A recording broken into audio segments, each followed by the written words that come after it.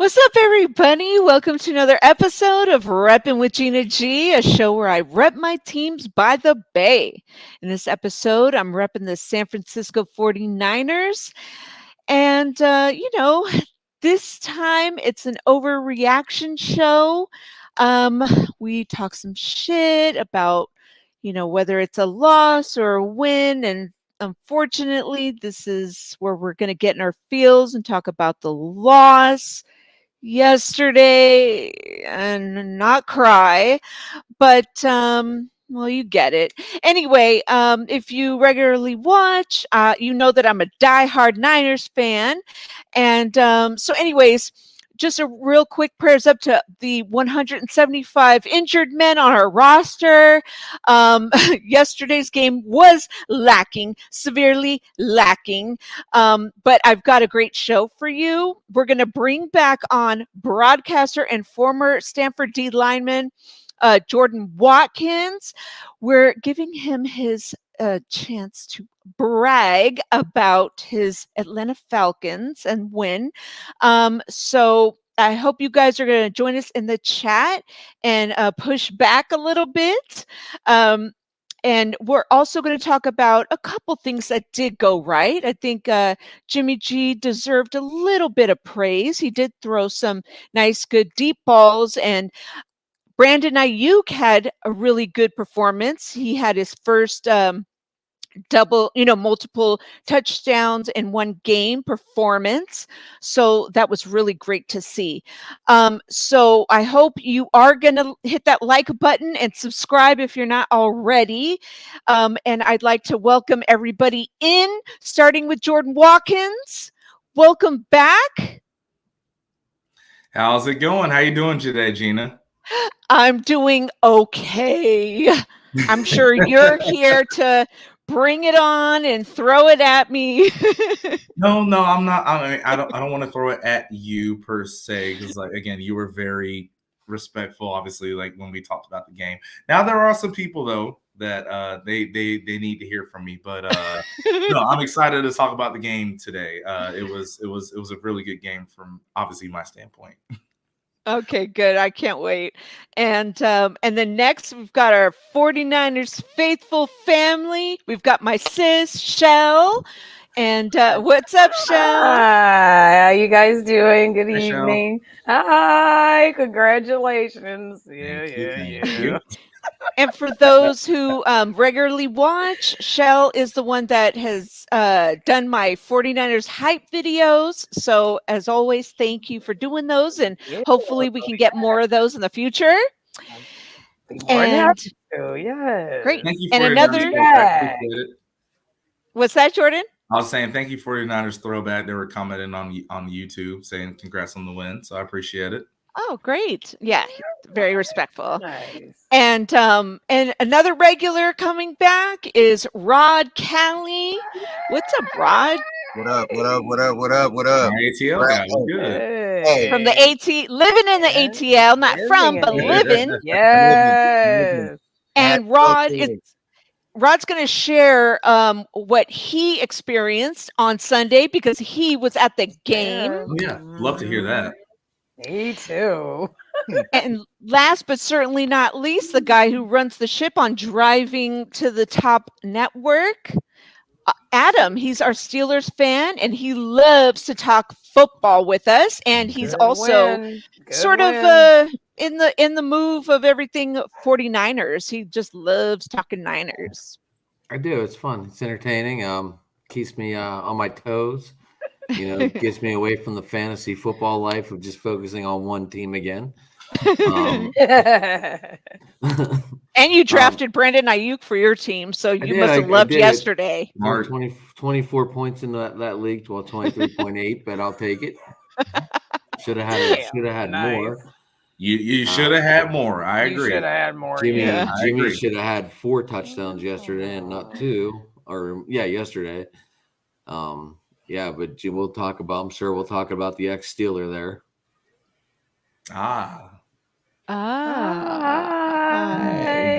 We got some good teas. I like that. See some people. Hi, Tanya. And we got some hellos in the chat room. So, and I just wanted to throw out there that when we did the preview show, I did say that, and we all said that this could be a trap game. And we all, I think, 49er fans felt it. And we talked about, the Falcons being sort of a little underrated and that they could have won those other games and just to watch out for them. And I feel like this is exactly what I was afraid of, Same. So, with that said, let's get right into it because we do have a lot of topics and questions to get into. And, they're not in any order. I just want to whatever happens. It's just all fluid. So, let's just kind of talk about this kind of was brought up in the last podcast. So with the Falcons beating the Niners, are they now considered a legit threat in the NFC South or just NFC period? Yes. Just because they're 3-3, they are a dangerous 3-3. Now, that doesn't say so much because the NFC South is kind of like this right now, but that's right now. I mean, the Carolina Panthers are the only ones at 1-5. So, but there's a lot of 3-3 teams right now, and they're one of them. And I think they can make the conversation for the top 7. But I mean, we are only in week 6, but yeah, I think they're very relevant. Remember what we talked about Friday about not sleeping on, and we did speak on the trap and everything, and this is exactly what that was. So yeah, I would definitely say yes. I mean, the thing for me is, again, when we talked about it, and it was because of there is this just hodgepodge in the middle of the NFC, right? That's what we say. I mean, because even to an extent, look at the 49ers' own division. Everybody's 3-3, and then you have the Cardinals who are 1 game away at 2-4. And they're also getting DeAndre Hopkins back. I think might be next week, or if it's not next week, it's coming up soon. Yeah. Right? So I know we're talking about the threat in the NFC South, but I get the thing for me is absolutely. I said that I said that last week in terms of it's not even because of how good the Falcons are, it's because of how bad some of those top teams, at least we thought were going to be top teams, how they've underperformed. Tampa doesn't look as good as I thought they'd be. The Saints aren't as good as I thought they'd be. And again, we should have beat the Saints. If we're being honest, the Falcons worst should be 4-2. Which would put them right now at the 3 seed in the NFC. So absolutely, they're a legit threat in the NFC South. I was pointing to because I was saying Hopkins is back this week. Right. This week. Okay. Yeah. I thought you were pointing at the No. I wasn't pointing at that. I was just letting you know, he's back this week. Yeah. Right. But I told everybody last week what was going to happen. I said just about everything that happened ended up happening.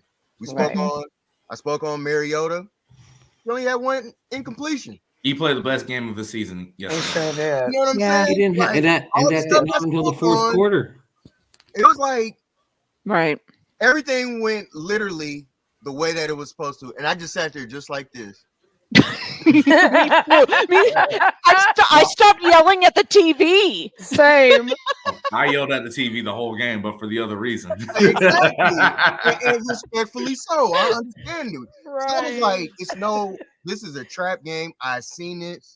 It's just it showed every portion of that, and then for more guys to continue to get hurt and injuries come, that's part of the game. Let's not blame this on Kyle. I don't understand how people blame coaches for a person physically playing a game that you're supposed to get hit in. Like, that doesn't make sense. But anyway, you know, it is what it is. It's part of the game. That's right. I knew it was gonna happen, but hey, not surprised. I mean, I think like being real 49er fans, we just kind of was prepared for this outcome because every time we think that it's this subpar, mediocre team that we're just gonna, you know, go right past them. We're gonna blow them out 33-10 or 33-3, something just ridiculous. And at first it was 14-0, then it was 14-7, 14-14, then the rest is history. But even that, it's like complacency, shooting ourselves in the foot, and just thinking that the same things that we were doing for 5 games, they just did it to us. They ran that clock all the way down, and they did it with precision. All right, we did that too. We ran the clock. They did it better. They did it better. We did, but they did it. I mean, they just we don't have any hurry offense. What is hurry offense for us? We don't understand that. We don't playoffs. It was so interesting to me because like the vibe that I got in that fourth quarter, right? Because I know we're talking about that drive where y'all got the ball at the 1. You felt on a beautiful punt. It was a great punt by Bradley. It was a great we punt. Need him back. Can we get him back till we can got Mitch Wishnowski, the top 5 whatever highest paid punter in the game. You good. Yeah. But so my thing is it gave off the vibes of a triple option team. And here's what I say. You know, everyone always says at the end of the day, you want to know how you beat a triple option team? You get on them early because they don't around to come back. Now, the thing with 49ers is you do have the option. You do have those weapons. But for whatever reason, it doesn't click like that. And I don't understand it. I mean, even in the first half, you know, they threw some screens to Brandon Aiyuk and some of the guys on the perimeter. And it made sense because first off, that screens are what beat that hurt us against Tampa Bay last week. Tampa Bay was using that quick game to hurt us. But then after the first half, I never saw it again. And so for me, it was just like, wait, where did it go? Why did that disappear? I didn't understand it. So that was it was weird why that didn't show up again. But again, I think that's kind of the understanding for a lot of people around the league. The Niners is for whatever reason, even though they have the weapons, if you get up on them early, they can't come back. I mean, I was listening to a radio show this morning. You know, I was listening to Morning Roast. Shout out, you know, Bonte. Yeah. Those are my guys. I love them. Yep. And they brought the stat about like how many times has a Shanahan coach team been down in the fourth quarter, and it was kind of surprising. And not even just that they were down that much; it's also how they aren't able to come back from that much. Right. And that's weird. It's weird to me. It's crazy to me. So I want to hear what y'all think about that too. 0-24 when up by 4 points or more. Excuse me. Period. Yes. Yes, that's a fact. Speaking of my good ear, say that again. 0-24. 0. Goose egg. Nada. Niche. Nil. Nothing. And 24. Mm-hmm. Yep. Me with that shit. But again, like everybody else says, we got an offensive guru as the coach. We do? Oh, okay. Sorry. He's elite. We do? Okay. All I know is I hope again. I ain't got to that topic yet, I know, but hey, let me. I'm gonna hold that in. Also, hey, glad Perk is in here. I told you. I told you. Let me just do just like this. This is how it was on the timeline when y'all was going back and forth. Now I'm gonna do it in person. Now here we go. It's like I said, right? If you had a problem with me and saying mimosas, you were not pouring them right. Now everybody knows if you're a professional mimosa pourer, right? What do? You take the champagne. Boom, you pour it up a lot, right? Wait, let me match Rod. You take the juice, Boop. That's it. All right, cool. We good to go. So that's how you're supposed to pour I'm weak. I had enough. That's how you're supposed to pour it. I'm going to take a nap. So now I took that. Also, I guess one thing too, and Perk, I'm gonna give you this credit because I did not mention it on the show. I had my Tito's with me, so it wasn't like I just had mimosas. I had my Tito's, so it was more than just that. But like I said, I had to talk. See, no, he's got me now. No. I'm not letting. No. I'm not letting Perk off the hook. That Perk had a whole gang of energy in that. No, Perk. I just knew he was going to respond with something. I knew it was going to be some back and forth. Nah, I'm just messing with you. I love Perk. He's awesome. No, he said it's all love and it's all good. I mean, yeah, I love the fact that I could talk. Again, when we came in on the show just a few days ago, like I said, it was going to be great that we could talk football the way we could. Yeah, the way we should, the way we really should. Yeah, right. You're 100% right. Right. And no, Tanya's 100% right. I think the thing for me is why I'm still so confused. I get it that the Trent Williams is out, and I know some injuries happened along during the game, but still. In my opinion is if you are the offensive genius that you are supposed to be with the talent that the 49ers have, you can still find ways to deal with that. Again, like Chell, I told you this. Rod, I told you this. You did. There's the injuries. The Falcons are paying $77 million. I know the injury's on the screen now. The Falcons are paying $77 million for people who are not on the team.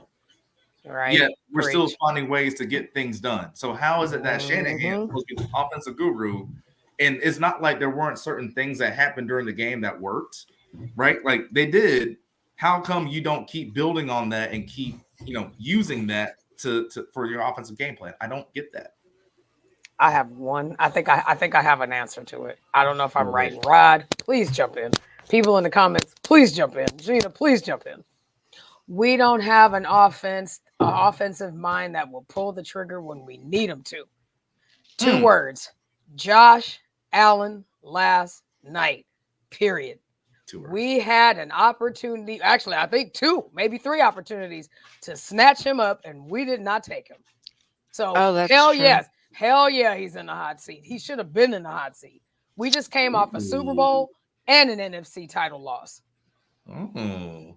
Well, I mean, not even just the Josh Allen thing. Let's go through the whole Shanahan timeline. Patrick Mahomes. So there you go. So remember, it was supposed to be he didn't even scout Patrick Mahomes because he wanted Kirk Cousins. Right. And at least the rumors that I've been hearing, again, I can't speak on it for fact, but what I've heard is that he had to be talked into taking Trey Lance. So like again, this thing of again, he's going to go. He's in year 6. It's not going to be till year 7 where he actually has quote unquote his quarterback. How many other head coaches do y'all know have that long to get their quarterback and they still have a job? Right. After how many years? After X amount of years. You got to remember too. Kyle just signed. He just re-signed last year.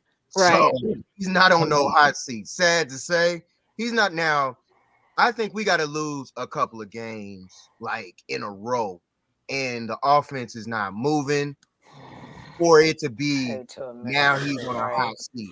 Right now, we just lost 1 game. We were just on a 2-game winning streak. Yeah. So how is it all of a sudden that each game that we lose, he's on the hot seat? He's on the hot seat. It's like, whoa, relax. Like, you know why? Because you're the 49ers. You have a history in this pedigree of winning, and you have this pedigree of some of the best quarterbacks that have ever played the game. Mm-hmm. So the fact, I'm just saying why this is why I think that he's on the hot seat. Right. Or at least in terms of fans, right? So again, it's the fact of we talked about this last week. We see how divided the fan base is with Jimmy Garoppolo. Now, y'all been dealing. You had a chance to get rid of him. You decided to bring him back. Then, when you had a quarterback, apparently it was supposed to be the franchise guy. You didn't use him like a franchise guy. Yes, I got some opinions on that too, because you ran him too much, especially up the middle. So that's why I feel like there is this whole nuance and whole conversation with Kyle Shanahan of, is he on the hot seat? I'll say this. What makes Kyle Shanahan the genius that everybody talks about when Matt Patricia has a backup that can ball out the way that he did yesterday? Zappy, yeah. You see my point? Like, Zap. Like, I see all these guys that come in first year, second year, whatever. They can get the ball down the field some way, somehow. And we can't score fucking points. But he's an offensive guru. Like, somebody make this make sense to me. Can I ask an honest question? 14 points. Can I ask an honest question? What would y'all think of Kyle Shanahan if he didn't have that year with Matt Ryan? Mediocre, if that, and he only lives, like Perk said, off of his dad's name. Because my thing is, if everybody calls him the offensive guru the way that he is, I think everybody is caught up to his offense now. Nobody's feared, like, just like nobody's fearing Shell in that helmet. Nobody fears it's just that way. Oh, shit. I'm just saying. Nobody, we wouldn't have had this problem if they let me fucking play, okay? But no, this is I'm so happy someone brought this up. So, but like 49ers throwback, you're right. I'm not disagreeing. You're right. I apologize, Jordan. You're right. No, you're good. No, like 49ers throwback, they make up a good point. They're talking about Pete Carroll. So Pete Carroll, I just want to put it this way. He's a defensive guy, right? Yep. Now, what was the thing for the majority of Pete Carroll's coaching career that it was calling card? The defensive secondary, the defense, Legion of Boom, right? Right. Earl Thomas, Cam Chancellor, Richard Sherman. Now, all of a sudden, you got that one dude, what's his name? Wooten, I think, who's now he's looking like a dude too. So now everyone's like, man, if there's a certain thing or a certain position group that Pete Carroll knows for sure, it's defensive backs. Now, if you're Kyle Shanahan, it's supposed to be you're this offensive guy. So, yeah, you're supposed to know about quarterbacks. But yet here y'all are talking about 49ers. Here y'all are in year 6, and you still don't know about the quarterback. How is that happening? People think of How's it happening again? Right. Or people think of Kyle Shanahan as the offensive genius. How's that the case? Question. If you've had the same guy for 6 years, meaning the quarterback, Jimmy Garoppolo, this is my question. So, where has Jimmy G improved?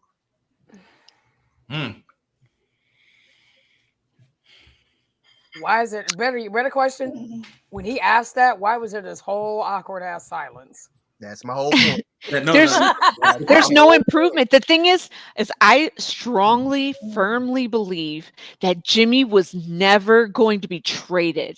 Jimmy was never going to leave the team. Shanahan never wanted to get rid of him. Ever. He never did. Ever. This was the perfect scenario to Trey. To be Trey's backup. He didn't even want Trey. He never wanted Trey to be the starting quarterback. That's what I heard. For real.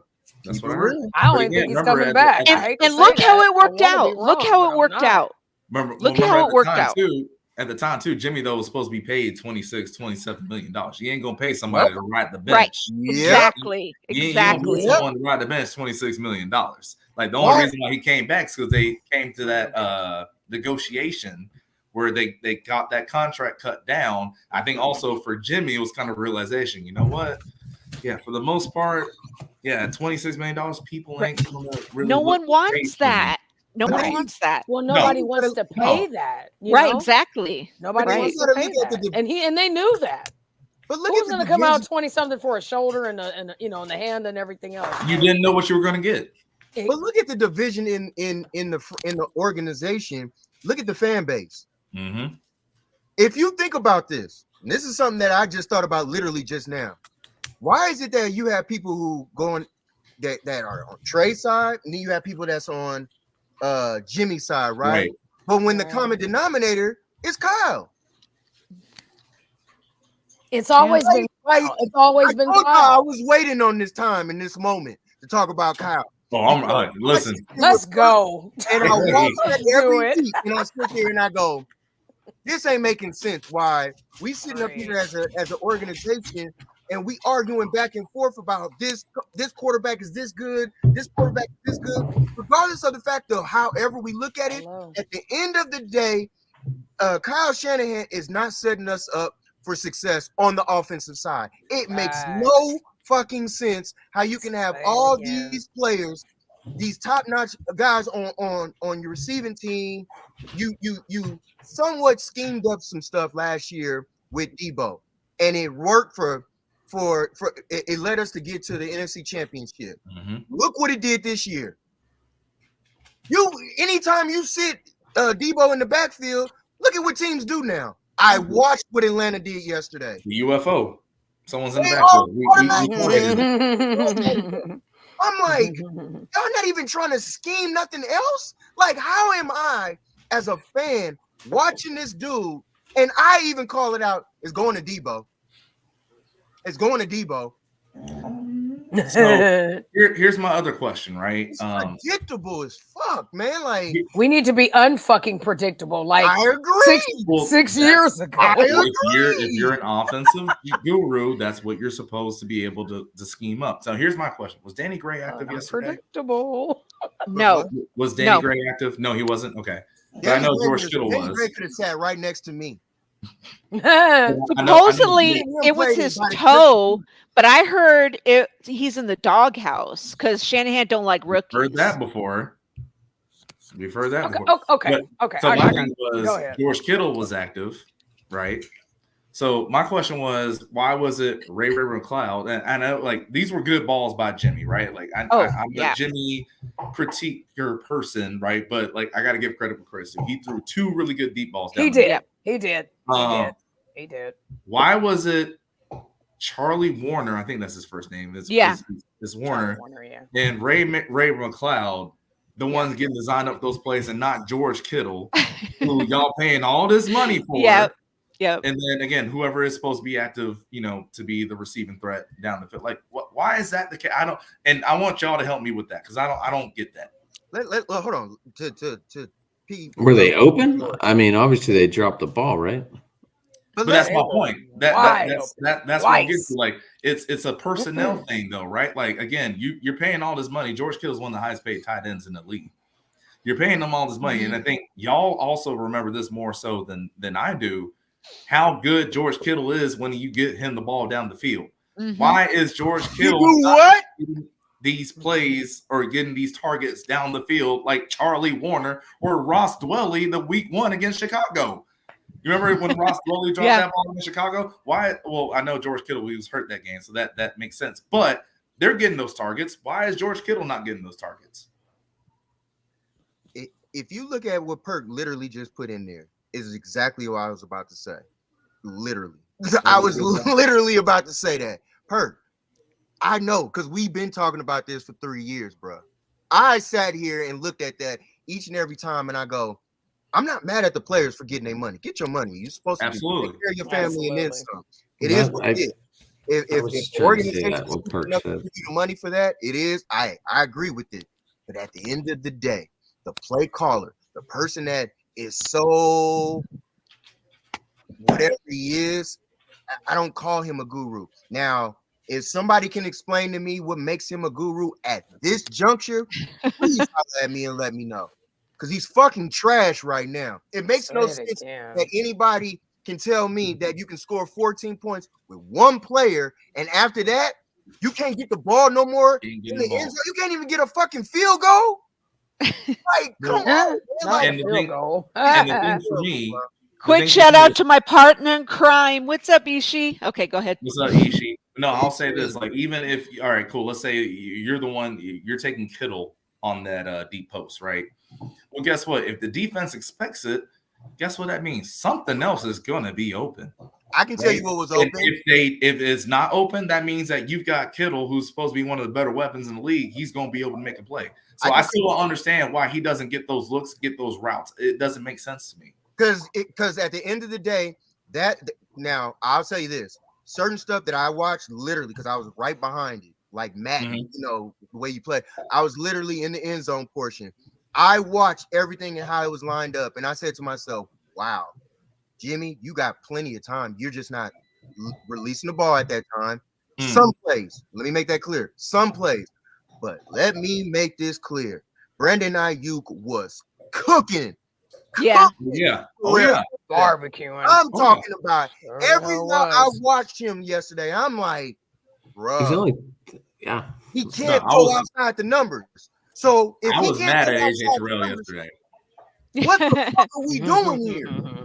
I was. How come you can't scheme stuff? And then on top of that, like Perk said, why are you so like in your mind? Okay, I'm gonna just run with this defense. That's what you are stuck on, and you don't know how to capitalize or adjust. Anytime that running game is not working anymore, you down 14 points, and you panic. Jimmy G had, I know for a fact, in my eyes, he had 5 times that he dropped back, thought he was gonna get hit, and I watched Jimmy G panic. He looked like he shook like booty meat. He was just shaking, and I'm like, throw the fucking ball, dude. It's people open. Like, what you waiting on, bro? Or when you see the open opportunity, fucking run. It's not hard. So it's funny. Like the reason I was laughing because Rod said you shaking like booty meat. That's how you know someone's been to Magic City, right? But, you know someone's been in Atlanta. Want me to name them all? No. Oh shit. But no, I mean that's always been my thought with Jimmy G is again, and I will give Kyle Shanahan credit for this. He is really, really good at giving you that first and designing that first look. The thing with Jimmy is he needs to be better if that first look and that first option, that first read is not there. Now what do I do? Because I always said if you can take that first option away from him as a defense, you're feeling pretty good. You're feeling pretty good. Remember I said this last week. He's going to give you one. Yep. Now it's up to you as a defense to take advantage of it. The Falcons took advantage of it twice. So. Man, I can't make this shit up, man. We can't make these last 6 years up at all. You can't even script it better. But you can't. But the thing about it been is to the Super Bowl, the NFC Championship game. So we gotta give. But so you guys have had shit to cheer about. You're bitching. I made this comparison. I made this comparison to somebody earlier about talking about quarterbacks. It was I was talking to someone. They're not a Cowboys fan, but they live in Texas, so they listen to Cowboys fans, right? Everyone's talking about what's the name? Cooper Rush, right? This is the first loss that Cooper Rush has ever had as quarterback. So I was giving this comparison to him. If you're a starting pitcher in baseball, all you got to do is you make it 5 innings. If your team's winning, after that you get credit for when the team wins. Now, you can give up 7 runs in that 5 innings, but if your offense scores 8, you still get the win. Now, does that mean that you did a good job as a starting pitcher? No. But the stats will tell you, yeah, I won the game. Now, if we look at the majority of Jimmy G's career, what has been the deciding factor? What has been the driving factor in a lot of those wins? The defense has been really good. The run game has been really good. Again, you go back to the NFC Championship, when they went to the Super Bowl against the Packers, he threw the ball, was it 9 times? But that's a win for like that. Right. Win for Jimmy G. But so it doesn't tell the whole story and the whole context of everything that happened for that win. But he gets credit for it. That's a fact. So that's the thing for me. It's like, yeah, I get it. Yeah, he was a quarterback when they went to the NFC Championship against the Rams. He was the quarterback when they went to the Super Bowl. But that doesn't give the whole context at all. And that just kills me that it has to be looked at in that way to a point where it breaks down the fan base where it's this one, this, and he wins and he does this and he throws certain, and I'm like, to a certain extent, I understand Jimmy G fans, like, yeah, to a certain extent, yeah, he had certain balls that did it, but when you think about it and you put the game in Jimmy G's hands, what happened yesterday? Well, remember this. What did Troy Aikman say during the NFC Championship against the Rams about Jimmy G? He said, I fear, I'm paraphrasing because I don't remember exactly verbatim what he said. I fear this game is going to come down to Jimmy Garoppolo having to make a play. Now, why would they say that? If he's, why? Thank you. If he's this winning quarterback, right? If he's this elite and he's right along with Tom Brady and Rodgers and all these other cats, right? I ain't never Why heard would you of say elite. that? I hope I have never heard elite. But I I'm hope just saying, nobody's if saying he's in that, winning, and if he's in the winning category, you know what I mean? He's in the winning category. If you're in this, now you're in this echelon with everybody else. Right. Gotcha. Why would a Hall of Fame quarterback say that about you? Because he knows the fucking game. Just like all hello, is this thing on? Why in the hell else would hello. they sit up there and say something like that? I want to put the game in Jimmy G's hand. If I'm looking at that, I would be like, why would he say that? Now, just devil's advocate kind of like, but I do feel this way. I can't put everything on Jimmy yesterday. No, we're not doing that. Okay. I'm not. Yeah. No, I know. But to my question, between the two, like Jimmy and the drop balls, he did lay in. I thought I saw somebody, like a friend of mine who's a podcaster, who said that ball that Ray dropped, there was no way that, Jimmy's throw was any good. And I thought that was a catchable ball. That was a great ball. Yeah, I thought it was right to him. Yeah, I mean, I'm no fucking football player or expert or whatnot, but it looked good. And I heard everybody else talking about it. And they said that he should have caught that, Rod. Let me, person that was at the game, behind it. The ball, that was not on Jimmy G. No. I don't give a fuck who wants to disagree with me. You can kiss my ass for all I care, really. At the end of the day, that pass was on Ray McCloud at the end of the day. Period, point blank. Yes. I sat there and watched it. I looked at it as the ball was in the air. I said, oh, that is money. And I knew. I said in my head, I said, Ray's gone. Or he's going to stumble and then he's going to, it would have been a big play. That's how I looked at it. Yeah. But it's no fucking way you're going to sit up here and damn that. And the one to Warner. Yeah. Yeah. Period. I agree, man. I don't give a shit. I sleep good at night anyway. Yeah. You got hands on it. And don't forget about that 39-yard strike to Aiyuk that got that Brendel. I mean, how many times is Brendel gonna, negate those penalties? I mean, negate the, the catches. Yeah. It's like, fuck, Now, I don't know if they replayed it, but in that play, Brendel falls.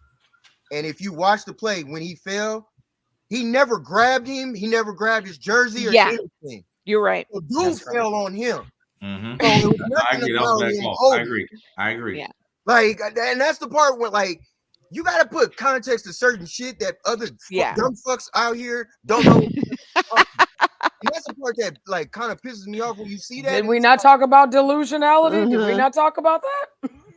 And I'm like, Brendel didn't do that. And stop. The line, look, at the end of the day, this is on Kyle. Like, I'm not going to sugarcoat none of this. Starts with the coach. Look, Jimmy G had a clean, for the most part, jersey. He didn't get sacked. It wasn't the offensive line's fault yesterday. He had a clean game. Banks had a good-ass game. Like, all these, like, for the players that are here right now and doing what they did, miss me with that the offensive line wasn't the issue yesterday. It wasn't the issue. Right. There are two main beings, I think, if I'm looking back at it. And I stand on that. And no, I agree with you. Like, I think we only had 5 pressures the whole game, something like that. Like, we didn't really get to Jimmy that much. They dropped back 9 players every play. I'm like, because again, it was like, let's make Jimmy beat us. Why would you do that? Why would you do that? Again, no, you preach it to the choir. No, I would say this. Like I said, I'm agreeing with you. Like, why would you do that? I know. There are two. Make it make sense. No, I fully agree. Again, why didn't they throw the underneath shit to beat the deep coverage? But that's the thing. It's, again, at the end of the day, you knew if you take Jimmy's first or second read away, you make him have to beat you like that, you're in a good position. Now, they set a linebacker in the middle of the field the whole game, and all he did was patrol. He went left to right. That's all he did. How I know? I watched it. I didn't have to see the game. on TV from this angle. I watched it from this angle, and I saw it. All he did was just go back and forth the entire time, and I'm like, yo. And again, the thing for me was here's when I felt good about a play, right? So I'm watching on TV. As soon as I saw Jimmy do this, I was like, okay, boom, he's off his first read. We're good. We're good. Exactly. Now, I will say this though, and it's the first time all year, I think it's 49ers fans, y'all can say this, or it's the case. You got to put blame on the defense.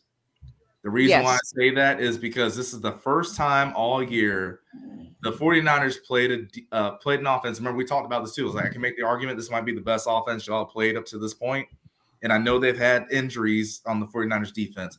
That's right. The Falcons took the 49ers offensive game plan and ran it on the 49ers. Sure the hell They did. controlled the clock, 4.2, I think it was, yards per carry. And then when you have to throw it, you did. So it was one of those things of, again, the 49ers based themselves on being a physical team. I said that offensively and defensively. They were not the more physical team on Sunday.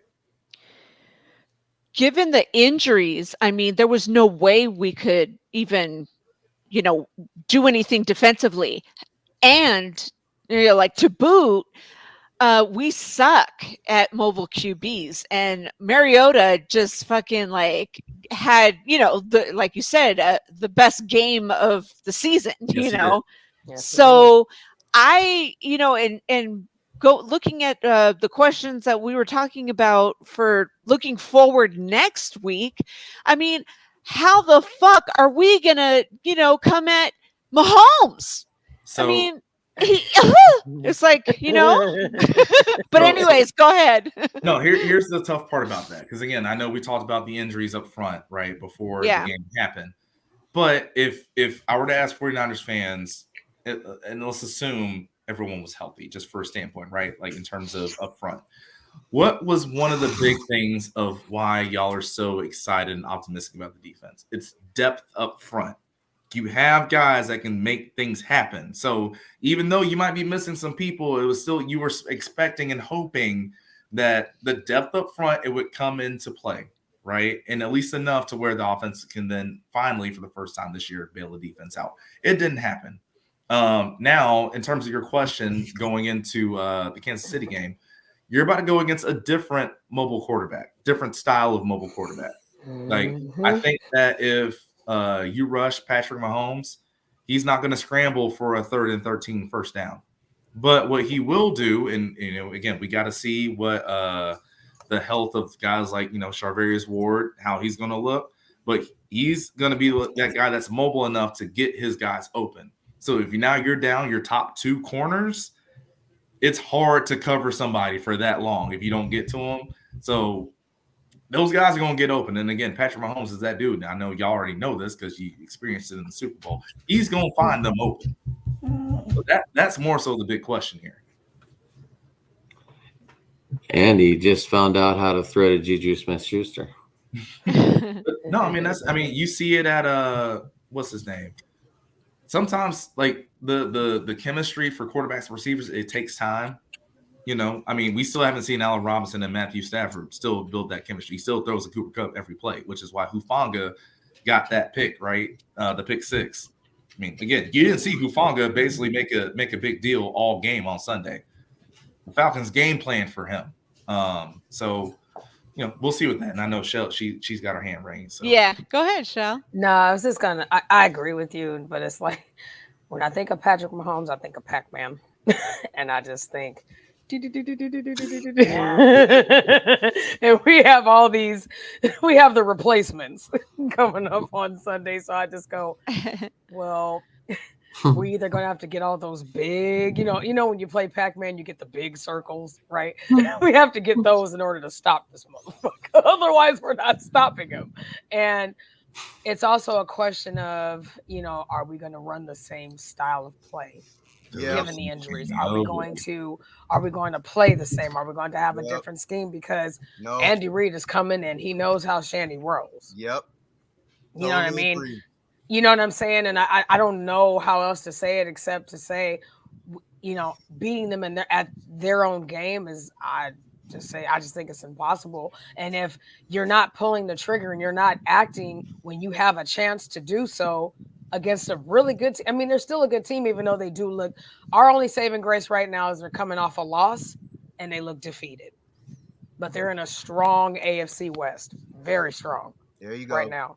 You know what I mean? They're in a very strong AFC West. It ain't over yet for them or for us. You know what I mean? We're among two other teams that are 3-3, and with other, and one team that's 2-4. Tanya just said it. Yeah, exactly. Yeah, and I totally agree with her. And I'm just like, I'm only teasing. Like we have to seriously we have to think about this. Like this is a whole ass chess match. Somebody got checkmated. It ain't us. It ain't us. Like I don't know. I don't know how else to describe. I don't know. I know. I mean, I think you hit the nail on the head. And I want to clarify because no, you're right. I mean, obviously there was a big part of that game that Nick Bosa got held about 20 times and he all for it. Once. He always does. He always does. Right on that. Right. But again, the thing is, when it was time for Patrick Mahomes to buy time, we even saw it in the next Super Bowl he played in, even though they lost because their whole offensive line was out. Who was the reason that it was even as close as it was? Remember, there was that one throw he was ranging over to his right and just threw it, right? Threw it on a limb and almost completed the catch. Yep. So like again, so it's one of those things where Patrick Mahomes, he's still a mobile dude, and I think that's why I bring up there's two different types of mobile guys. Like Marcus Mariota say that too. is a mobile dude of like, okay, nothing's going on, I'm a run. Is he mobile or is he buying time? So, and that's the thing. I feel like we always bind, right? Like mobile as in like you can run. But no, there's two different types of running. Right. Marcus Mariota's a dude like mobile of like, I'm going to take off. I'm not going to look to stay in the pocket and move. But guys like Russell Wilson, guys like Patrick Mahomes, they are going to be mobile in terms of I am going to find ways to expand the play. Yes, he does. Yes, he does. Yeah. So, and that, that's the thing. And so now it's just, it'd be one thing, right, if y'all just had injuries for the most part up front. But now you have injuries up front and in the secondary. So now you're asking those guys up front to try to get home to a mobile guy. You're also asking guys in the secondary to cover longer than they usually have to against a dude, again, that is going to make plays happen. Right. You're right. You're asking somebody, you're asking a team, you're asking the replacements to be the Super Bowl team. You're asking the Super Bowl team to be the replacements. That ain't going to happen. That ain't gonna happen. You're asking somebody that knows his field, knows how to read the room, versus someone that's standing there like, should I talk? Should I come in? Should I say hello? It's like, if you don't get your ass in there, if you don't, if you snap that fucking ball and you don't read your fucking field and you don't know where your defenders are, you don't know where your fucking receivers are, guess what? Pac-Man gonna do this. Both sides of our end zones. Stop it when I'm wrong. I think if you look at the defensive line, and I agree with everybody when they say this, it's like you got to think about this. Anytime Bosa is not in our game, we are in trouble. Bosa has arguably 15 to 16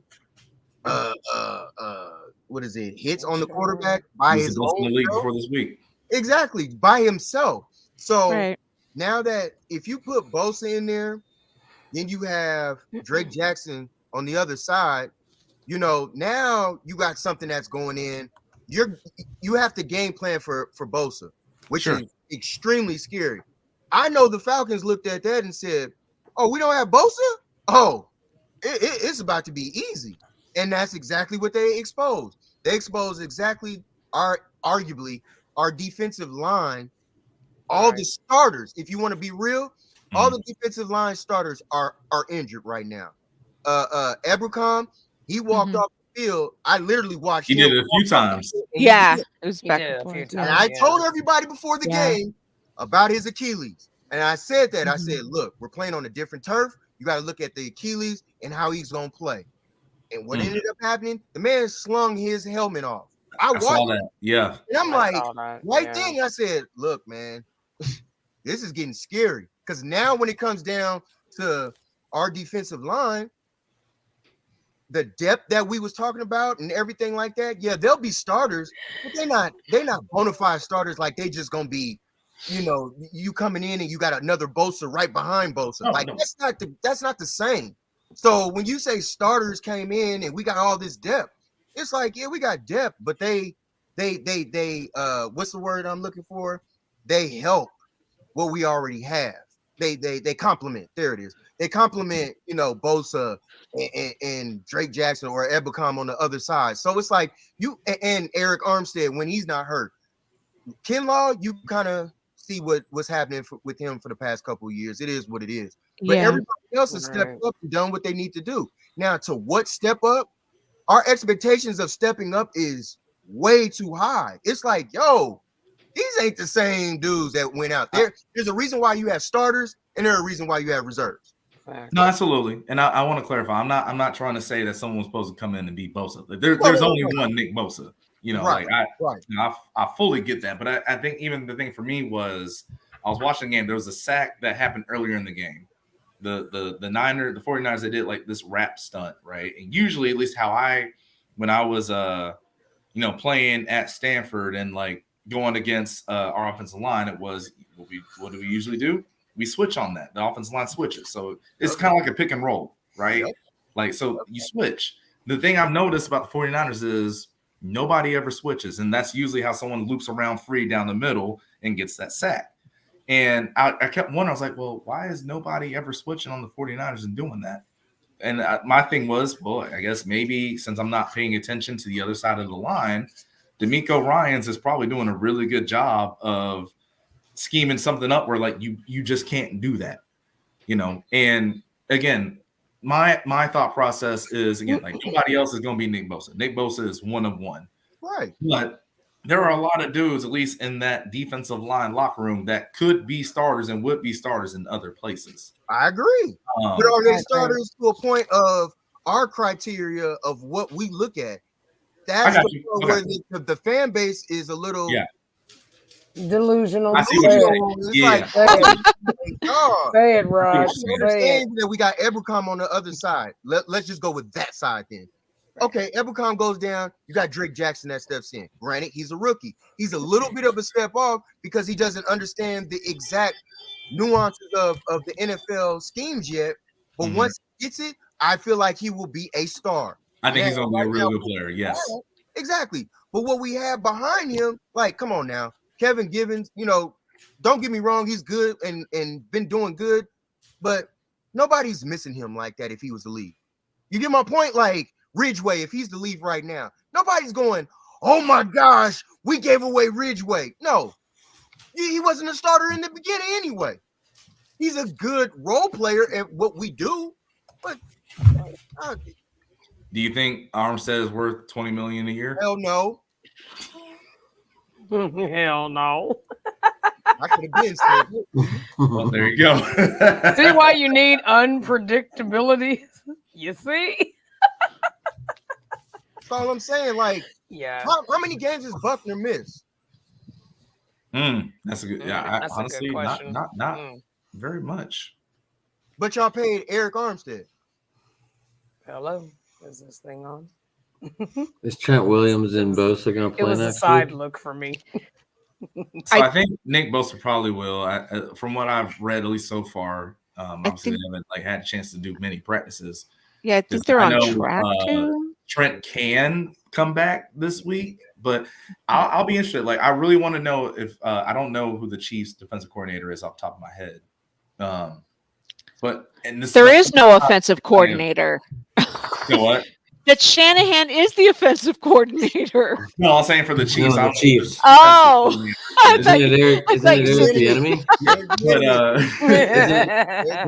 Isn't it Eric the enemy? Yeah. I'm defensive coordinator, and this is the first time, probably the only time in my life I'll ever say this. I'm attacking Trent Williams on the blitz. See how that ankle is. You got to test it out. Right. Exactly. You have to. Right. You have to. That's right. You have to. Like, test that out on that side. Let Chris Jones be on the other side. Try to get a one-on-one situation with him, with whoever else is going to be there, and see how it goes. Because right now, Givens and Ridgeway are. I don't want to say it like they're all we have, but those are the viable options at this time. So I agree. I'm not but and Tanya, I hope I'm not I think we're saying the same thing. I might just be I think saying you it are wrong. too. Yeah. You know, I agree with it. It's just the way that people look at certain stuff, and I'm like, how y'all seeing this? You know what I'm saying? Oh, we got the best defensive line in the league. Yes, we do. But once they get hurt, then what happens? We become a good line. Good line.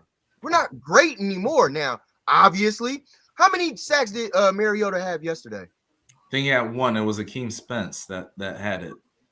Or was it two? It was two. Drake Jackson. It was Okay. two. Drake Jackson and Akeem Spence. That's right. But how many? We average what, 7 or 5 to 6 a game per game, yeah. And that's average. Now we've had games where we've had 8, 9 sacks in a game, but we only had 2. You know what that means to me? You know what it means? Beep, beep, beep. Oh, sorry, that's the Brinks. That's the Brinks truck. Get him off the stage. Hey, and that's why folks are sitting at home doing this. Yeah. That's that Brinks truck coming up. Just like this. Shush up. Get him out of here. Mm-hmm. That's just facts, man. Like, just be honest. Like, this defense, barring injuries, if they're not like season-ending injuries or timely injuries at the wrong time, bro, this defense is good. Don't get me wrong, but once a couple of these guys, well, now we got 7, 8 guys are out. We ain't the number 1 defense, of course. That's a given, duh. Like, and with that, and I'll let, as I know Gina, she put the title up for the next question, but I'll say this though: you would think and hope, right? Like with how the team was constructed, if that happened to the defense, that the offense could step up and help out at least for a week or two, right? Like that was the hope, I think, for the 49ers this season, and at least for that. Well, not even just this week, because you can go to the Broncos week, you can go to the Bears, like you name it. It did not happen. The offense did not step up. They were prepared for Trey Lance to be in there the entire season and to run up the middle on every play. That's what they were prepared for. And they were prepared for him to be Mr. Iron Man and not get hurt. And if that's what they were prepared for, then we'd still be having the same being funny now. Backup quarterback. Facts. It was going to happen. Right. It was going to happen. I hate to say that. Like, I love Trey. Like, I always support black quarterbacks, right? Like, because this is a whole different conversation. There's a whole stigma and a whole conversation about how black quarterbacks and young black quarterbacks get treated. So it's like, no, you know what? There's a young black quarterback that has a chance to lead a Super Bowl ready roster. Yeah, I want him to do well. So, again, another conversation for another day. That'd be a great podcast, actually. Yeah.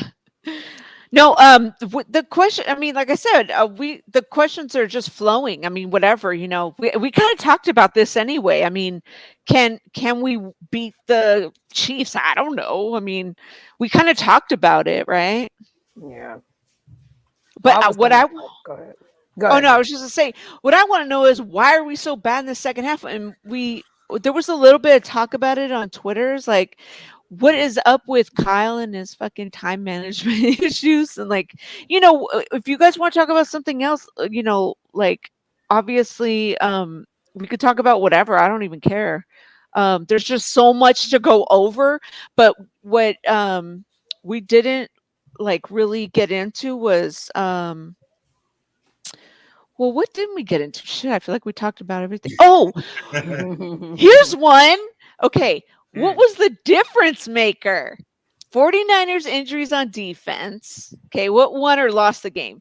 The Falcons defense, because I don't think that got talked about enough, or the wide receiver drops on 49ers. Like, what won or lost? Like, what was the most important thing that made the difference in the win or loss?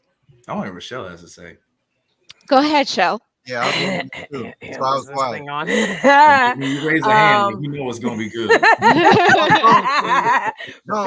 Let the preacher preach. Not right. But to answer, just because I'm going to get to that, but to answer Rod's question about people being so dead ass delusional about our defense, that's blinders. They're not looking at everything. They're looking at it one track. So I would answer that way. And there was another question, but I forgot what the hell it was. So never you mind. You'll remember later. I will. Yeah, it'll come back to me. But I was gonna say, oh, I got it. But never mind. The defense, I think, played a role, and I'm gonna go on two sides: the defense and the wide receiver drops. Whole ass suspect. Now, I'm not saying that both of those drops are 14 going our way. They could have been at least 6. It could have been 10. Something. You know what I mean? 28 to 14 is unfucking acceptable. Now, 28 to 24, I would have been so mad about that. But come on, I don't want to hear that shit. I don't want to hear that fucking shit. But, and if you want to say that we're going to go into this game and whoop ass, you got a whole nother fucking thing coming. You better wake up and smell that fucking coffee, baby. You need to realize this is our team. This is our organization. This is what we have to deal with for the next 11 long ass weeks. Period. Can I add, still in first place? The difference for what? Because Russell Wilson is gone. Right. Bye. The difference making out of it. The difference making out of it is the execution, no adjustment, penalties. Like the wide receiver drops. Yes, I agree, but the penalties, like the penalties, is are the drive, the ones that kill drives. You know what I'm saying? Yeah, since week 1. Right. Like Adam brought up earlier, the Aiyuk catch. Yeah.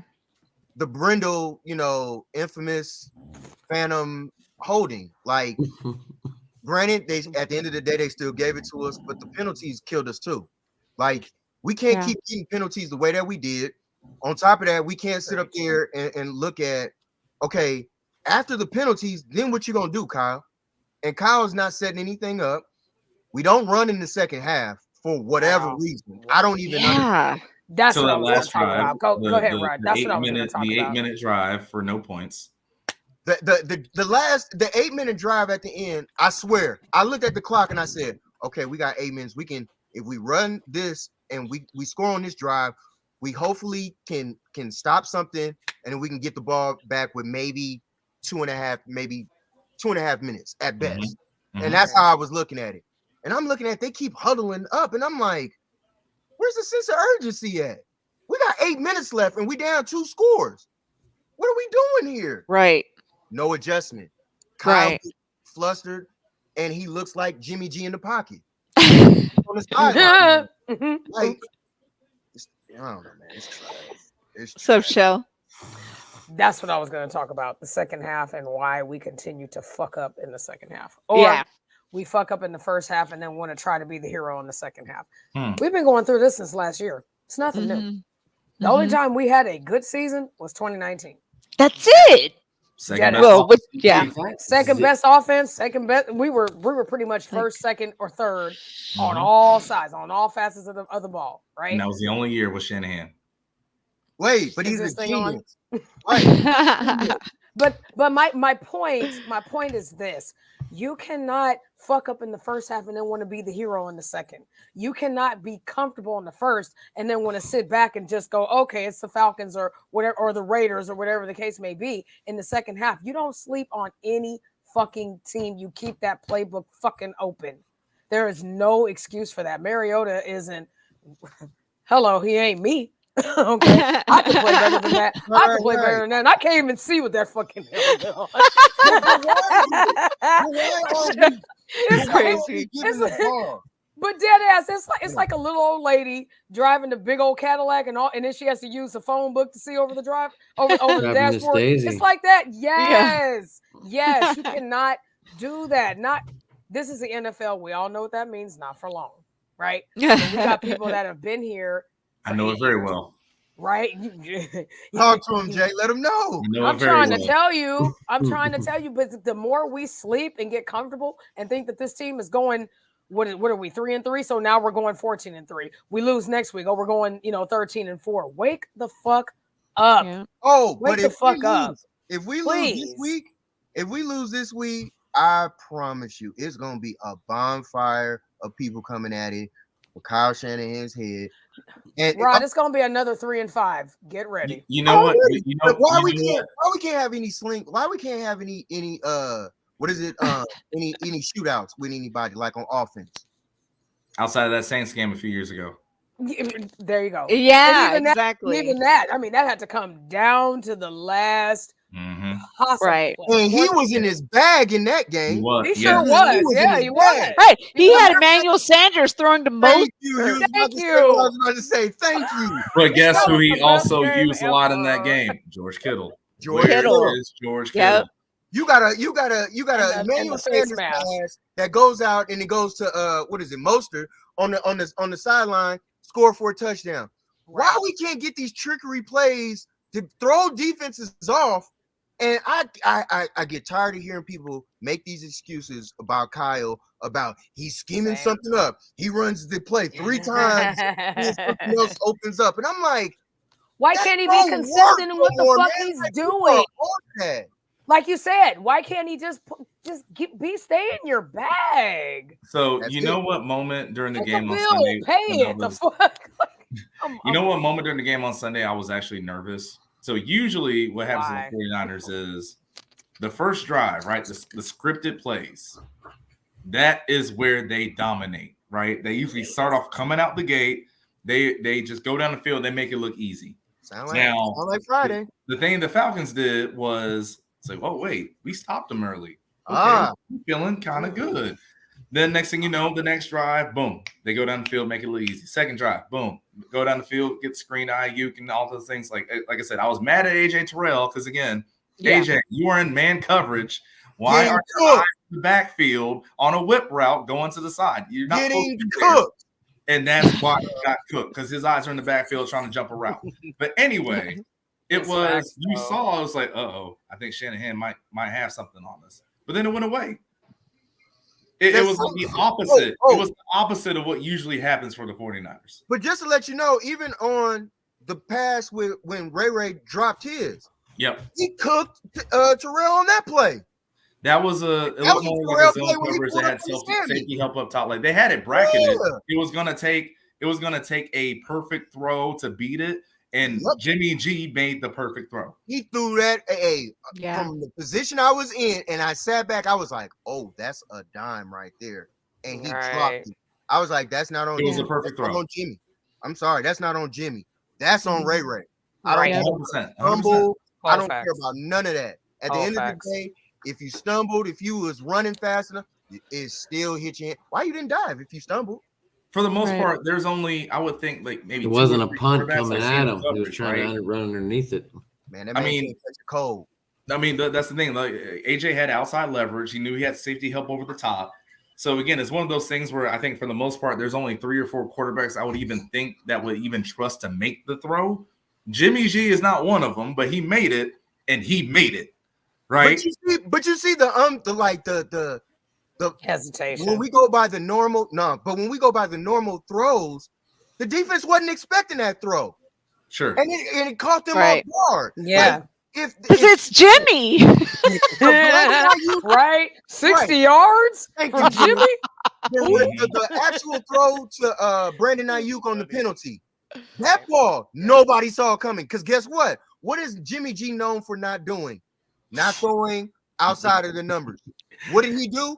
He threw it outside of the numbers where the defense, because they schemed everything towards the middle of the field, he threw on the outside and the defense was shook on that play.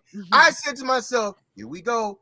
Thank you, Kyle. You're finally thinking outside of the box. Now we can move the ball down the field. He could have honestly came back and did that same exact play and it would have happened again. You can tell. He tried to do it. You can tell Jimmy's shoulder looks good. And I think that was the thing for you 49er fans. Like that was your optimism, right? Like even even before yesterday, a couple games before that, like he was making certain throws, taking certain shots. It's like, oh, wait a minute. This might be 2018, 2019 Jimmy. Like this ain't the Jimmy G that we've all been slandering before. This looks good. Right. Hey, he showed some of those throws again yesterday. Yeah. He showed some of those throws again yesterday. So now the question comes to go. I was hyped. I'm not even front. And you should have been. So again, the question now has to go back. Right. So the question has to go back on the play caller. Why are you not calling certain things that puts us in these advantageous situations with this quarterback that now is back to like a good, like he might at least talent wise be a good quarterback. Yeah. Right. You don't know how to adjust. It's just that simple. And when you don't make the necessary adjustments to get the ball to whoever it needs to get to, then who are we talking about? I like this question. Dude, Jets Chaos. He's the man, dude. He's Good missing guy right McDaniels. there. Good Yes. guy right Yeah. there. Did Oh, y'all, yeah. did y'all hear Brian Baldinger talk about McDaniel? I didn't. Baldy? So No. it was before the season starts. So again, like I said, I brought up the morning roast earlier, and so they bring on Baldy. Like I think it's usually every Tuesday. Oh, yeah. They always talk to him. Mhm. Yeah, and so they asked him a question early before the season started. They asked why, or do you think, or how much of an impact is Mike McDaniel being gone going to have on this offense? And Baldy said, you know what? I think Kyle's going to miss Mike McDaniel a lot. He was the person that was being in there in the meeting rooms or like being in the office, finding those motions of like, how is this going to create this disadvantage? And how is this going to create this? And how is it going to create this mismatch? Now, don't get me wrong. I'm not trying to say that all that Kyle Shanahan's success offensively is because of Mike McDaniel. I'm not going to say that. But it is interesting to look at it when Tua has been healthy. Perk is correct. And you're correct. That Dolphins offense has looked really good and humming. I wonder and why. Then you see certain what's the right word for it? It looks kind of bland sometimes in San Francisco with their offense. Now, that's pretty interesting. Sir. Pretty interesting. Yeah, pretty interesting. It's just a fact. Anytime that you see our offense and they look stagnant, last year, and I think even Kyle even said it before the season started. He was like, there are a lot of things that Mike brought to him. Hey, maybe you should try this. Hey, maybe you should do this. Hey, maybe you should do that. And now it's like he doesn't have anybody in his ear because I don't know what Lynn does. I know he's a running back coach, but he's also an ex-head coach. Well, we saw how he was as a head coach. He's one that was back there when the first season that Herbert was balling. So you mean to tell me that he doesn't know anything but just the running game and that's it? Like, I just feel like, in my opinion, Kyle is beyond arrogant. It's just yes, huge ego. Yeah, he is. Really? And I feel like he just thinks that nobody else in the building knows what they're talking about. And I see what you mean. Yeah. Think about everybody else that's been around him, and look at how the teams that they have went to go on and coach. Look at how they flourish. Right. So I'll ask. Now it makes sense why he won't pull the trigger. That makes a lot of sense now. No, so I'll ask all this too, because I mean, Rod, you brought up a really good point. So I want to get y'all's input on this, and people in the comments too. I want to hear what y'all think. Do you think that, because again, they're both first-time people, right? Kyle Shanahan, first-time head coach. John Lynch is the first-time GM. Do you think that John Lynch would be a GM if it was for Kyle Shanahan? No. And why? And why do you think that is? 2 words. Jed York. I think it's one. Control. There you go. Okay. When you're arrogant, not confident, but when you're arrogant, you don't hear anything. Yeah. You don't hear nothing. Anybody who's saying anything to you, man, they don't know what they're talking about. I ain't trying to hear it. Whatever. Perk said the same thing. Your last name got you your job. Exactly. Yeah. At the end of the day, your dad got you that job. Why do you think your dad is still around here? Matt Ryan got you that job, but again, that's me being a little, I feel you. But again, let's be real about it again, because like I said, it was like bringing this question: if he didn't have Matt Ryan, because the way people have presented it to me, that 2015-16 Falcons offense, the reason why they were what they were, at least how people said it, was because of Kyle Shanahan. It's like, well, that he was a big part of it. Don't get me wrong, but he also had a guy who was already on his way to a borderline Hall of Fame career. Matt Ryan should have already played in about 2 or 3 Super Bowls for that year. Yes, sir. And of course, one of them, y'all know very well, 2012. The Falcons should have won that game and gone to the Super Bowl. I agree. So he already had a Super Bowl caliber quarterback, and then you took it to the next level in the second year. And Matt Ryan, let's make it clear, Matt Ryan is also a bona fide, at that time, he was a starting quarterback. Yes. A bona fide starting quarterback. That's what I'm saying. That's what I'm saying. Very clear. You know what I'm saying? Because when we think about that, Jimmy G he's a backup quarterback. He's just a glamored backup quarterback. Now, you have to be real. Well, he's the most expensive backup quarterback ever in my Currently. Currently. I mean, for 5 games, and then all of a sudden he got the biggest payout for a quarterback there is. You understand the reasons for it, right? You know what I'm saying? So it's like you guys don't know what y'all really looking at. If that's what you looked at, you looked at 5 games and gave him the biggest contract, and now look at how look at how we're paying for it now.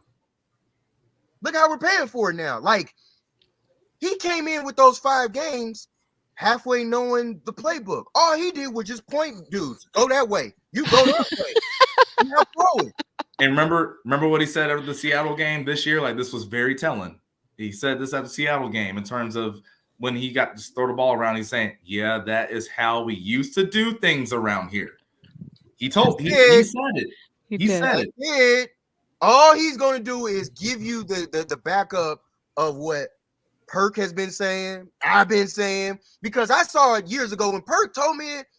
I watched when Perk said it, and I started looking, and I'm like, damn it, nah, he can't be. And then I sat there, and I'm like, I just had to shut up, because I'm like, and this was really looking like what Perk is saying.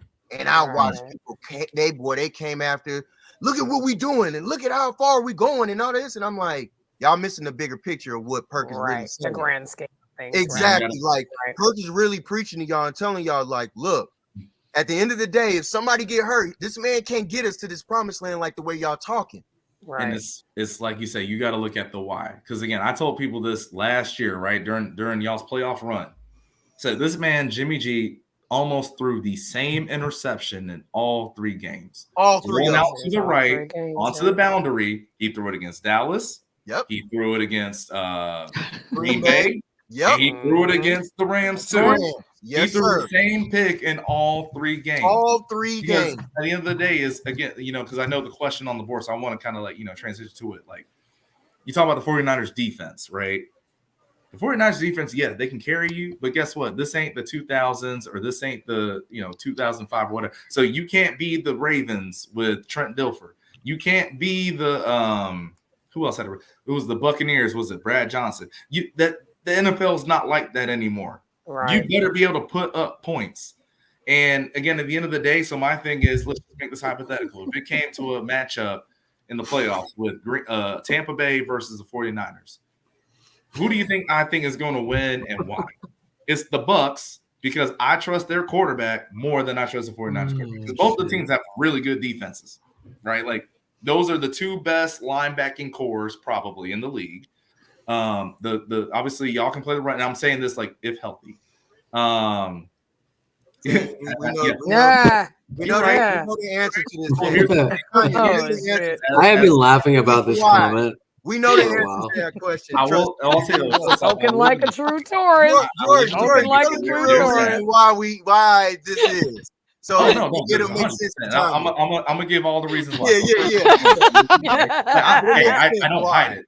I don't hide it. Right. I live in the Bay, so you sure don't. I give you that. Stuff. Secondly, again, this is like, I love talking football, so I'm gonna come prepared. And then third, and most of all, this is where Rod's getting. Who knows you better than your own enemy? Bing.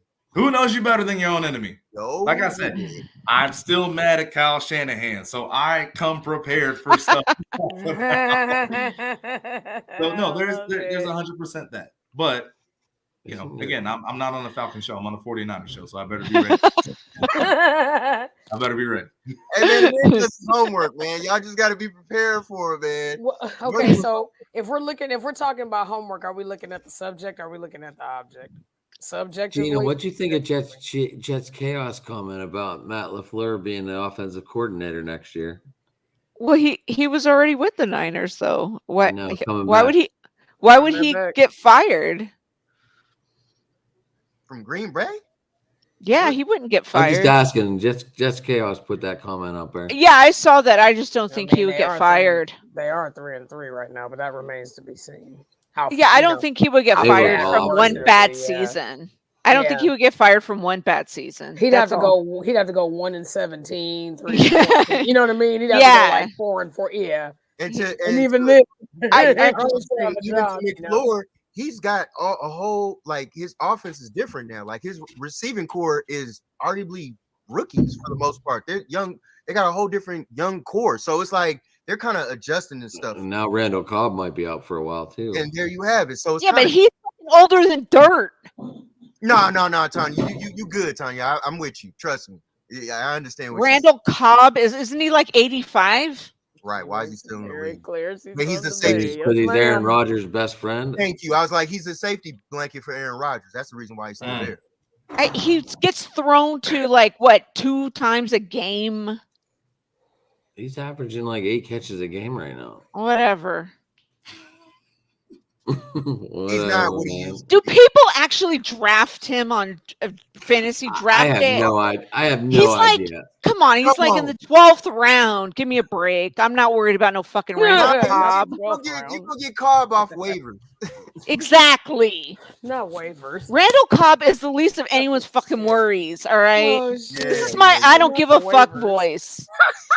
But I mean, even with that, right? Even with the Packers, it's what carries the Packers right now, or what's supposed to? It's the run game and their defense. It's not Aaron Rodgers throwing the ball.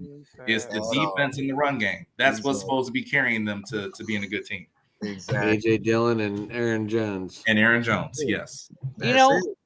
If you guys want to talk about Green Bay, I'll tell you what.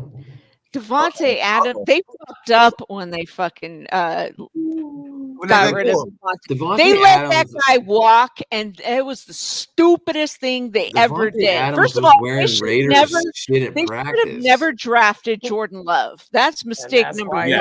Okay? Right. Number 2, letting Aaron Rodgers do anything. Letting Aaron Rodgers do anything behind closed doors was mistake number 2. Yep. Mistake number fucking 3 was letting Devontae walk. But you know why he did. Mistake number 4. They traded 4 mistakes. Keep going. Well, fourth mistake. No, I'm just kidding. The reason why he was ready to go, though, is you had a quarterback that would not commit to being there. Thank you. Exactly. He would not commit to being there. Because they gave Aaron Rodgers that money. And once they gave Aaron Rodgers that money the way that he did, he was like, I'm out. I'm not about to play with this dude no more. That's a fact. Enough is enough. That's another fucking ego. That's a whole. Y'all remember how many times Brett Favre retired and unretired back when it was the Packers and Vikings and Jets years? Remember that? Devontae Adams finally said, "You know what? I ain't gonna be a part of this. I'm not gonna either you're in or you're out. And if you're out, I'm out." Mm-hmm. That was it. Real. That's it. Real. Oh, and one more thing. Fuck Brett Favre. But he put the Saints in the Super Bowl, so I'm with you. He put the Saints in the Super Bowl, so I'm with you. You know, shit. I'm waiting. You know, and I stand on that part. And, I don't care about it. But you guys got to look at it for what it is. At the end of the day, we just got to look at it for what actually happened. And we got too many injuries on our defense at the end of the day right now. And now we got Kansas City coming in. We just flew back home. Remember I talk about when you fly back home, now you got to adjust your whole body and everything to that too. And the time zone. Time zone. And then, but Kansas City has to do it too. Thank God. It's not the same though. It's not the same, yeah. They were. I mean, y'all were gone out of the West Coast for 2 weeks. They were in Kansas City, so it's not. Our only saving grace is that they lost on their home turf. That's our only fucking saving. Oh, so they'll be ready to go. And that's what I was about to say. And this is it's another week. You don't know what to expect. You don't know who's going to be healthy. My biggest thing is by the time we get to Thursday, we should know at least who may possibly play. Mm-hmm.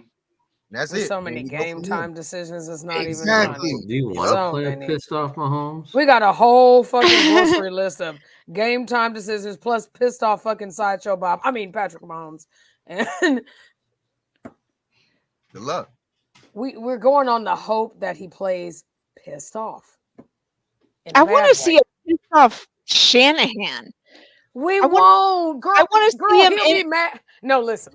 Non-vanilla. This isn't the age to see people pissed off anymore. You Everyone can't gets, see oh, people he's pissed mad. off. Oh, But I'm saying this is somebody that goes and gets his sweats dry cleaned. He doesn't put them in the fucking washer. Wait, and what? dry them and fold them. This is Kyle Shanahan. He does? No, it's a joke. Oh my god. Oh, I was like, wait a minute. It wouldn't surprise me though. I have the potential to be gullible. I'm semi-gullible. I'm like, really? Gina, I was with you on that one. I was sitting back like, really? You know, when you got that much money, you might do weird shit too. I mean, it's dirty. The fuck, like. One word, tie. I'll goes say a this long though way. about I'm next just saying. week. I'll dry say cleaning. No, if you dry clean, it gets dropped off, hanger on the door. I'm trying to tell you. That's a new one. But I'll say this. No, you're good. I'll say this about Sunday. If you're Kyle Shanahan, and again, I think with as much as the injuries continue to pile up, more and more pressure comes on him. Right. Now, the thing is, too, it is supposed to be a matchup of offensive minds on Sunday at Levi's. It is. It's supposed to be. Next Andy Reid going up against Kyle Shanahan. Oh, shit. So how are you going to do? Because remember, also with this too, the second best defensive player for the Chiefs last year is now on the 49ers. Now, I don't know if he's going to play. Talking about Charvarius Ward. I don't know if he's going to play or not, but it's not like the Chiefs also have this really good defense or anything. Like so, theoretically, points should be going up on the board for both sides. Theoretically. So if they don't, again, Kyle, gotta look at you. Right. Okay, let me ask this question. Yeah. Who has a better defense right now? And this is honest. I'm not trying to be funny. No, hold on. And you can answer this, Jordan. Who has a better defense? The Falcons or the Chiefs? Chiefs. Chiefs, yeah. The Chiefs have a better defense. So if the Chiefs have a better defense, you mean to tell me that the offensive guru is going to score more than 14 points against a better defense now? I want to correct that. I think. Here's why. And like I said, as soon as I said it, I wanted to change it. You was about to dig. I was about to dig. I was like, man, this one now. And you know, I would have been ready. But I want to clarify. I think that overall, the Falcons, just in terms of how they play as a unit, are better. I think that the Chiefs have more game breakers. Again, Chris Jones up front, game breaker, right? So that's how I think I want to put it. And again, like obviously, because I even remember last year, I used to think, wait a minute, how can you say that the Chiefs are bad defense or they have bad secondary? Charvarius Ward's back there, not there anymore. And again, like I want to keep bringing back the point of I think what Dean Pease and Arthur Smith they've done with this unit that they have the Falcons. Like, it's incredible what they've been doing. Like I actually get excited to watch the Falcons on Sundays. That hasn't happened in a while. So I think just overall though, and I think the thing that the Chiefs, the defense gets to back up on is something that if you're all Warrior fans in here, if you're Warrior fans, this is something the Warriors used to get back that they used to rest their laurels on defense. And there we go. But I'm gonna say this. I'll be right back. Hold that thought. I'll be right back. Rod, you know this too. Oh yeah, I'm sorry. One of the things the Warriors, right back in the day, when they started getting on those threes and making all those threes in a row, what did you start doing on offense? You panicked and you started shooting all those threes. Right now, with Kansas City. If Kansas City all of a sudden starts getting on a roll in that offensive role like they do, what do you think you do on offense? You start to panic. What does the defense need to do then? You take advantage of that team panicking, you get turnovers. I think that's what Kansas City really relies on defensively. So, again, we'll see what happens. It's up to the offense again because you're still going to have a lot of injuries defensively if you're the 49ers. So it's up to the offense to keep that pace with them or control the clock, run the ball out so that way they don't have to get on the field and do whatever they want to do. But, we will see. And yes, Yeah, I know. I trust me. I know the Warriors. I work for them. I'll be there at opening night tomorrow, seeing the rings and dropping the banner. I'll be there. Yay! Oh, that's gonna Y'all be don't so take it out. exciting. Yeah, Shell got her Warriors championship hat. You need to get mine too. Let's Yes. go, baby. Let's go. Okay. Just, you I'm know, not even a just, Warriors fan. I I'm work not, for the Warriors. I'm That's not what it saying is. anything. Yeah. Let's get that in there. There you go. Yeah. Well, I need to pull out 17. 17. Oh, what? you mean your bubble your little Warriors bobbleheads and your figurines. bubble and your- championship flag? Jordan, your fashion sense Yes, is beat amazing. LA. Beat LA. Yeah. By the way, just to let LA. y'all I know, don't too, have a basketball I'm actually team, so getting a I'm ring good. from last year. So like, it's Yeah! So You getting one? I'm getting one. That's I'm dope. getting one. I don't even want to find like that's awesome. dope. That's Yeah. dope. that's Hey man, hey, you gotta. Yeah, that's dope. I need to see That's that. awesome, I dude. need to see Appreciate that. it. That's dope. Good for Fuck Make you. sure yeah. somebody gets the video when you get yours. Like I want to see that. Oh, it'll be on Instagram. Don't worry. Yeah, I'm That'd sure. be dope. It'll be on That's Instagram. dope. That's a big move right there. Like I know. that one for real, man. That's That's huge. wonderful for you. Appreciate it. Congratulations. Thank you. Yes. Perk says what y'all not gonna do is talk about the Dubs while in here. He's a LeBron fan. Don't get me wrong. I am too. I love. Rightfully LeBron. so. I do. I love. LeBron. Rightfully so. I do. So You know, just I hate to do y'all differently, but you know, it's just certain things that come around us. You know, 17 things that we got going on. How about what? You guys have 4 or 5? Just as in 4? total, like the Warrior. As in total, no, we think we have like 6 or 7 or We something like that. 7. It's like 7, yeah. 7. 7. I know you guys show have me like yours. 17, right? Show me 7. yours. Show me yours. All 17 or No, what? just the one that you. The ones that I've been live for. Just the one that you have, 80s, Rod. when Show me we're which into one you have. 80s. Show me which one you have. Yeah, See, this is what I can't wait. You really went there? Let's go. You really went there, huh? And that's gonna do it for tonight's show. Nah, it's all good. It's all good. Hey, I do like telling people though, you know, my second team honestly is the Warriors, obviously, because I was born in Oakland. So, you know, That's why I'm surprised you're a freaking Lakers fan. Well, I was raised in Pasadena. So why I'm a Laker fan. And in the years that I was born, everything, who was the team of the 80s, you know, that type of stuff. So everything ran. My pops, Lakers fan. My mom, Lakers fan. So big Lakers fan. Only thing that I didn't take with the family, they all trash Raider fans. And not trash Raiders. Yeah, fuck the Raiders. Trash.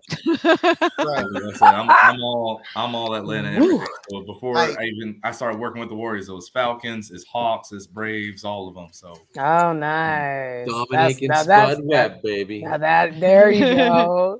Nice. You might say I'm a Dodgers. Oh, see. Now, hold on. I hate people getting disrespectful. Aren't you a Giants fan? Yeah. You better represent it. Hey. I hate people to get disrespectful. Right. I don't do no Dodgers around. No, you know here. what? I gotta show you one for that. We don't do that. We don't do that here. No. That is dope. We don't do that. If I'm gonna show you all my squads, I'll show you them all. You spent the grip and it was worth it. Now it's real recognized real with that, right? You're showing Willie Mays. So of course I gotta show, of course, one of the greatest ever. Hank Look Aaron. at you. Hank Aaron. Yes. Wow. Nice. Yeah. I gotta show that love. Nah, we don't. We appreciate it, man. Thank you. Good to see you, Perk. It's been dope. This has been a dope. This has been dope. I gotta also get going anyways. I haven't eaten dinner and I gotta help the kid with the homework. Is that Mo Vaughn? Not Vaughn. Not Ricky Vaughn. Oh, wait. Not Ricky Vaughn. Good night. Oh God, That's what's up, I man. love this. Hey, my hey, God. hey, Tanya, I hope we cool. I hope we cool. What are we fighting man. about now? You know what I'm saying? But at the end of the day, yes, you know, it's all good for everybody else, you know. Right on, guys. Well, if you guys didn't hit the like button, you better do that because Draymond that button. Not Draymond, but I can't, man. I'm done. and subscribe if you haven't already. We've got so many shows coming up. On Wednesday, I've got me and Bonte Hill one-on-one. We're gonna premiere the Warriors 2022 20 to 2023 season. So many 20s in that. The whole season, we're going to talk about the ring ceremony. We're going to talk about everything. Steph, Clay, Dre. We're going to Jordan Poole. We're going to talk about the Rooks. We're going to talk about everything. Anyway, and then Friday, we're going to preview the Chiefs game. We're going to talk about everything. So don't miss my shows. I've got so much coming up for you guys, so please. And then we're gonna have Rod back. We're gonna have Michelle back. We're even gonna bring back Jordan. We're gonna show off his ring because I know he wants to come back and show it off, right? It won't be here for a while, but once I do get it, I'll let you know. Oh, I can't wait to see it. So what? How long you gotta wait for? Yeah, I was gonna. That's a good question. I don't know. I just know I'm getting one. I don't know when. he's like, I'm just getting one. That's all that matters to me. I just know I'm getting it. Right? No, that would have been great. Yeah, for real. Right on, everybody. And everybody in the chat, man. Appreciate y'all. Filthy Mo. Appreciate y'all. Thanks again for putting me into all this. I really do appreciate it. Thank you. Yes, thank sir. you. So appreciate all you guys and more Gina, more Adam. And you guys got to catch his show too. And we've got so many great shows on the network. Perk says, don't you bring your ass back with that ring. I'm going to steal it and sell it on OnlyFans. I don't think you want to try to rob something from me, personally. I'm telling you. I think I'm a little bigger than what I show on camera. I be careful. Facts. Be careful with Facts. Perk. Hey. Just relax. Be good. You know?